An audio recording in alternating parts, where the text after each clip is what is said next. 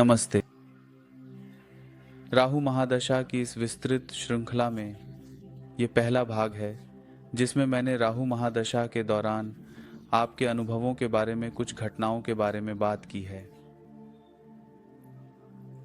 राहु महादशा हमेशा एक बहुत चुनौतीपूर्ण अवधि होती है। भले ही आप राहु महादशा के दौरान अच्छा पैसा कमाएं, फिर भी आप मानसिक रूप से पीड़ित रहेंगे।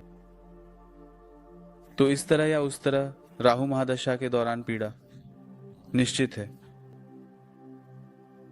यह इस श्रृंखला का पहला भाग है और अगले भागों में मैं राहु, काला जादू, कुछ मानसिक पीड़ाओं आदि के बारे में और अधिक साझा करूंगा। तो चलिए शुरू करते हैं।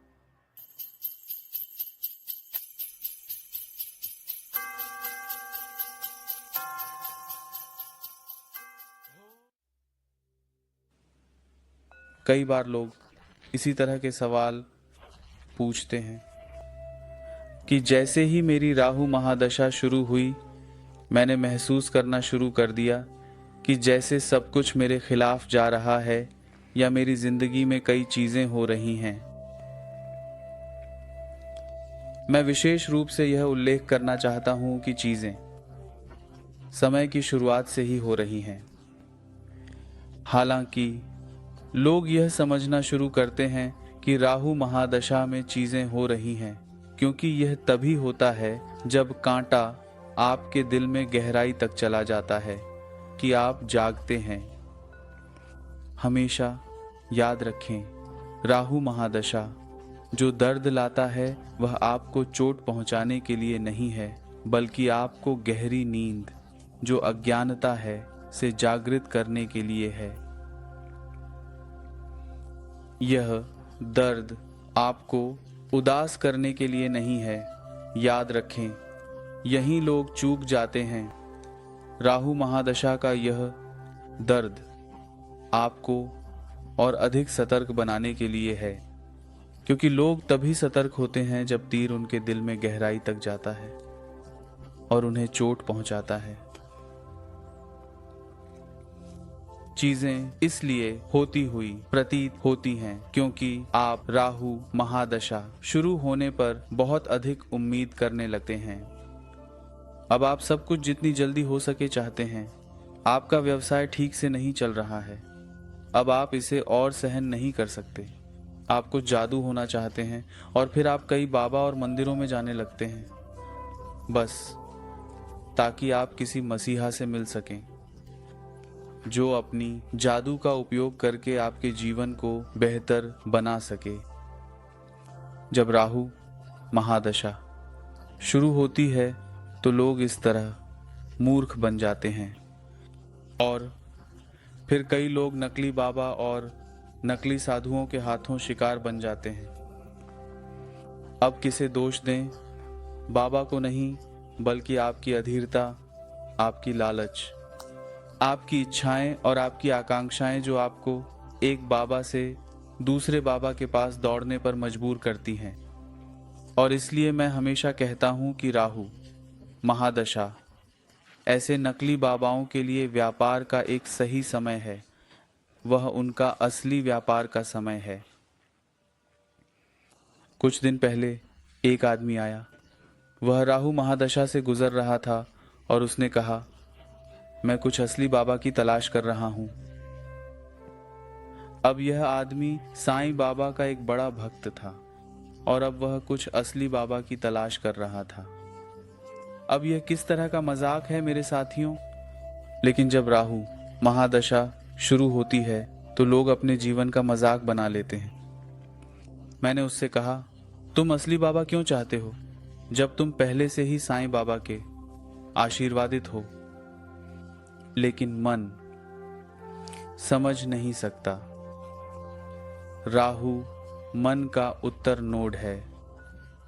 अब यह मन इस आदमी को असली बाबा की तलाश में चारों ओर दौड़ाएगा और संभावना है कि उसे नकली बाबा के गिरोह द्वारा बस लूट लिया जाएगा और धोखा दिया जाएगा। राहु बस आपके मन को बेचैन कर देता है।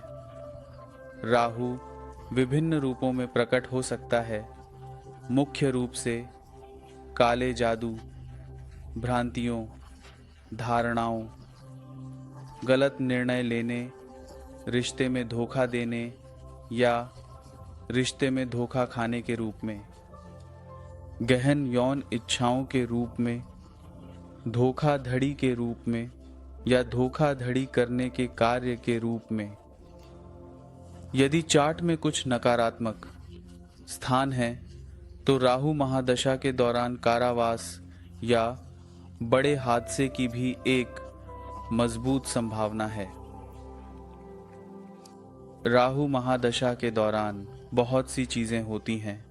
ऐसा नहीं है कि वे नहीं हो रही थीं या वे अन्य ग्रहों की महादशा में नहीं होती, लेकिन क्योंकि आपकी चेतना सीधे राहु द्वारा छाया जाती है, इसलिए आप घटनाओं को अन्यथा की तुलना में अत्यंत दिल तोड़ने और निराशाजनक पाते हैं। तो जब राहु महादशा चल रही होती है, जो घटनाएं आपके जीवन में होती हैं, क्योंकि आप बहुत संवेदनशील हो जाते हैं, आप अधिक पीड़ित होते हैं। और जब यह राहु महादशा होती है तो निश्चित रूप से यह संभावना अधिक होती है कि आप अधिक पीड़ित होंगे काले जादू के मंत्रों के कारण। ये नहीं है कि आपका दुश्मन कभी भी काले जादू के मंत्रों का उपयोग करके आपको लक्ष्य नहीं बना रहा है, लेकिन अब आपके दुश्मन के लिए आपको लक्ष्य बनाना आसान होगा, क्योंकि आप राहु महादशा से गुजर रहे हैं। और इसलिए कई लोग राहु महादशा के दौरान काले जादू के मंत्रों के कारण पीड़ित होते हैं। मेरे अगले पॉडकास्ट में मैं राहु महादशा और काले जादू के मंत्र के प्रभाव पर संक्षेप में बात करने जा रहा हूं। आज के लिए इतना ही। जय श्री गणेश, जय गुरु।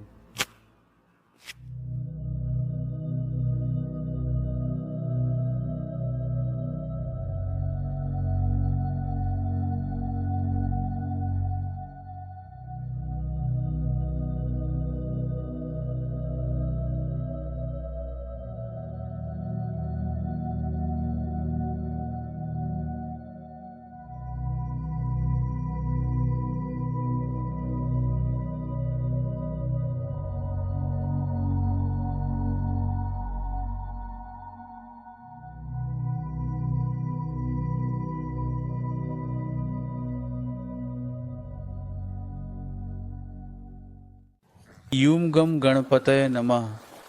यूं गम गणपतये नमः। यूं गम गणपतये नमः। यूं